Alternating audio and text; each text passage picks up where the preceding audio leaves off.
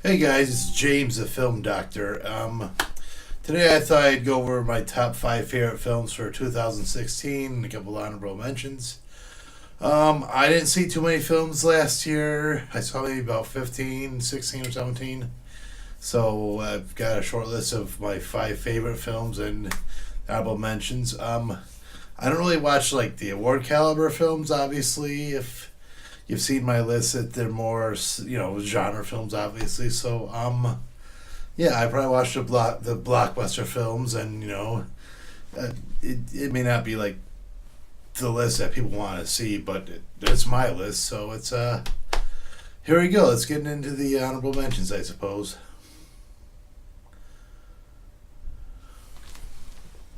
These are my honorable mention films for 2016. I picked two films in particular as my honorable mentions for 2016 that were pretty good but didn't quite make the top five for my favorite films for one reason or another. The first one was Sausage Party, the Seth Rogen animated comedy. Basically, it's more of an adult Pixar film about food, having a life of their own, and trying to go to the great beyond, and more or less having their illusion shattered and whatnot. It's a good story about belief and being and having your belief shattered and trying to figure out what to do after everything you know is wrong. And it's surprisingly thoughtful. It is crude at sometimes and it's a bit vulgar, but it still have a pretty decent storyline. My second film for honorable mentions is a Magnificent Seven remake, starring Denzel Washington. Probably the best remake I've seen since the Star Trek reboot in 2009.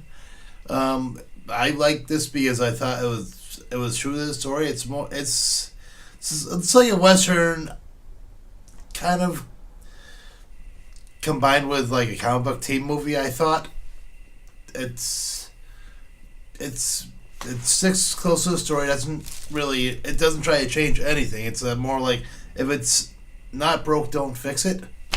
So yeah, Denzel Washington plays more or less a Yul Brynner role, but it's not really about who plays what roles. It's a good action movie, good western, good character portrayals. I like Ethan Hawke's portrayal. I thought that was pretty good. So yeah, I would recommend it. I've already recommended it, so go see that one and get a shot. Now let's get on to the real list.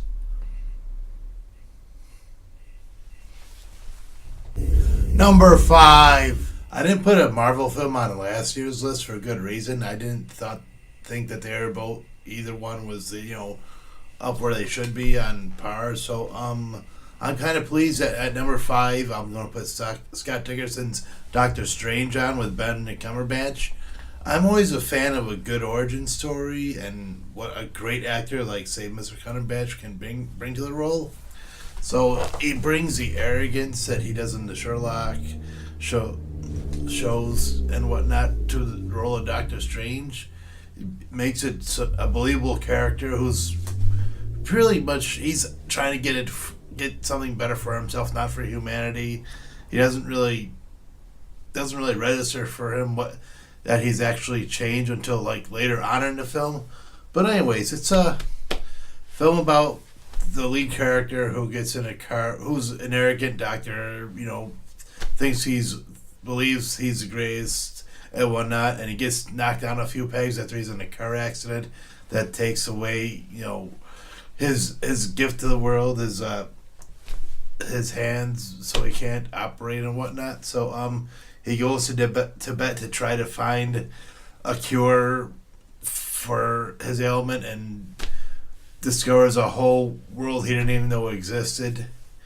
So I don't want to base it all on special effects, but the special effects are incredible.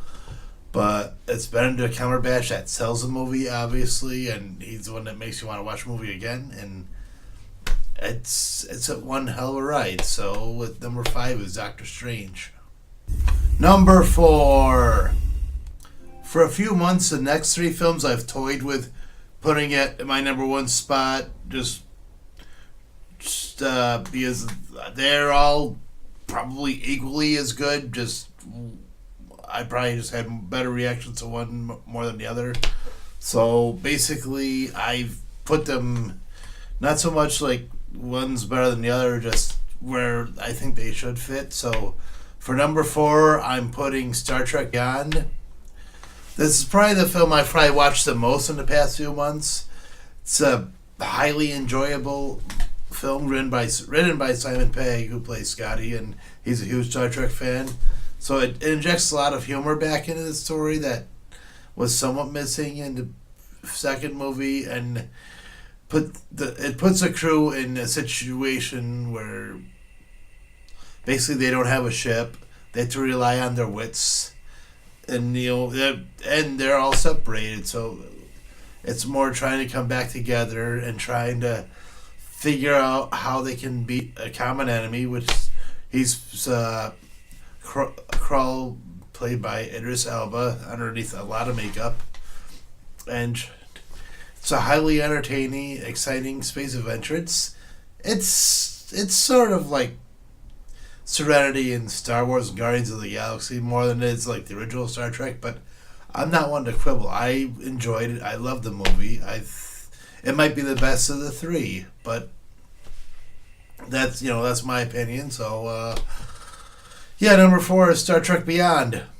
An excellent movie, excellent sci-fi movie. Number three. For my number three favorite film, I'm going to go with Captain America Civil War.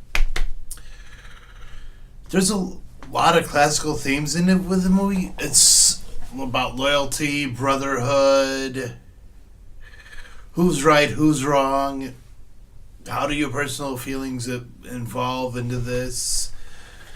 When a relationship or friendship is damaged, can you move on? What if your friend did something truly terrible? Will you defend him? Will you go against him?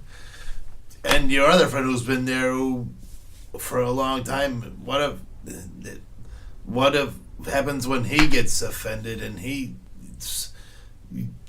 forces you to make a decision? Well, anyways, the plot involves the Avengers causing civilians to die in Lagos, and the governments of the world decide they're going to try to go for some oversight over the Avengers with the Sokovia Accords. Captain America is against it. Tony Stark is for them because he thinks, just if something happened like that, somebody needs to be held accountable. Captain America doesn't think so because, these things happen. And it does include probably the greatest comic book action scene ever filmed, but it's more than that.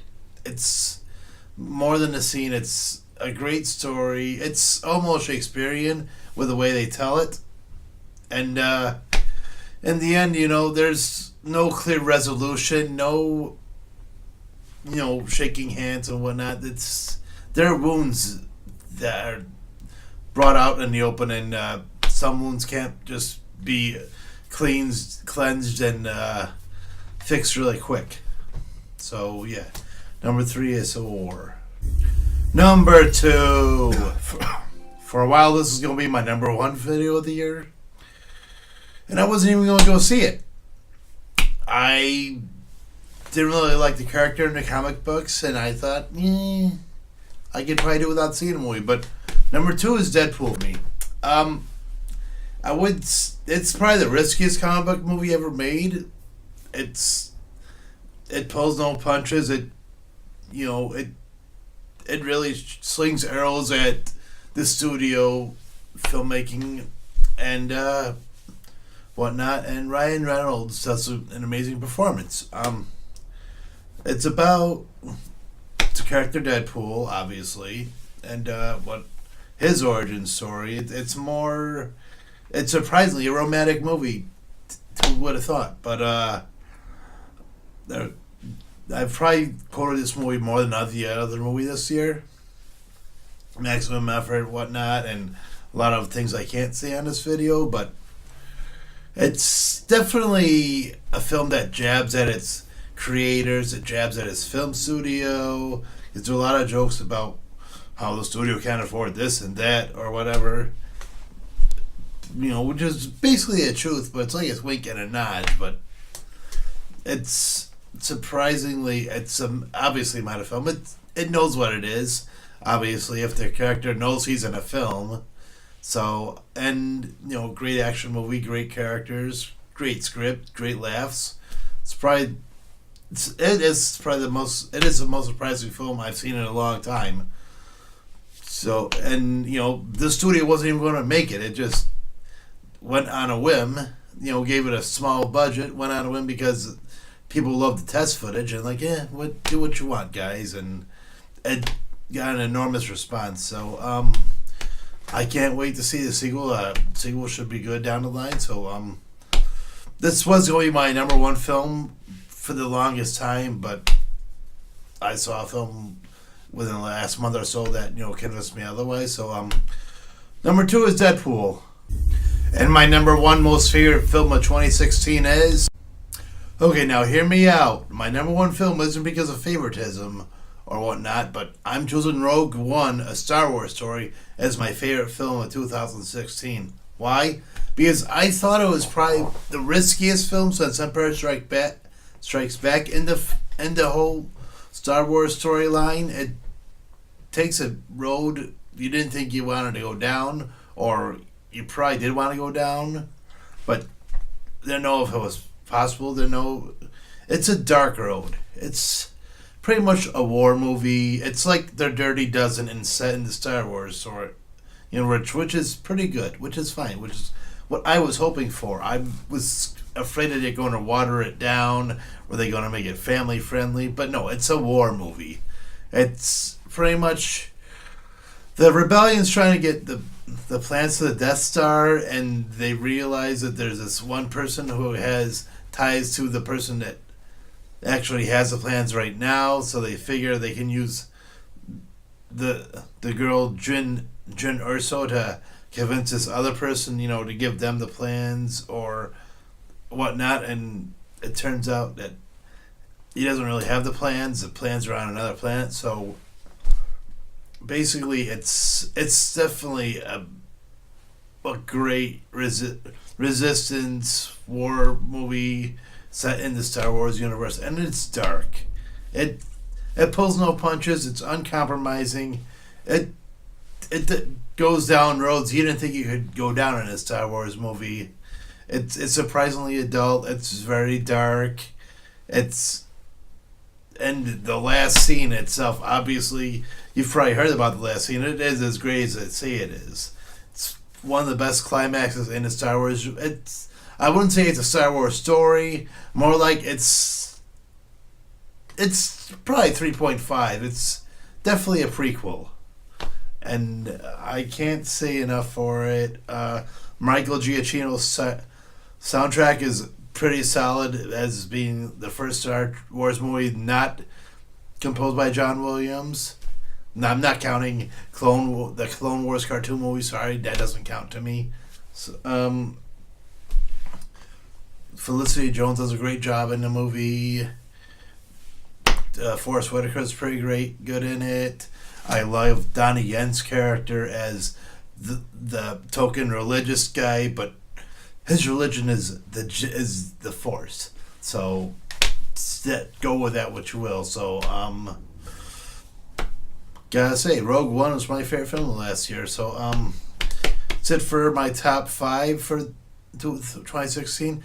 Watch out, because the next video is going to be the worst 5 of 2016 with a couple of dishonorable mentions. So be afraid. Be very afraid. Thanks for watching, guys.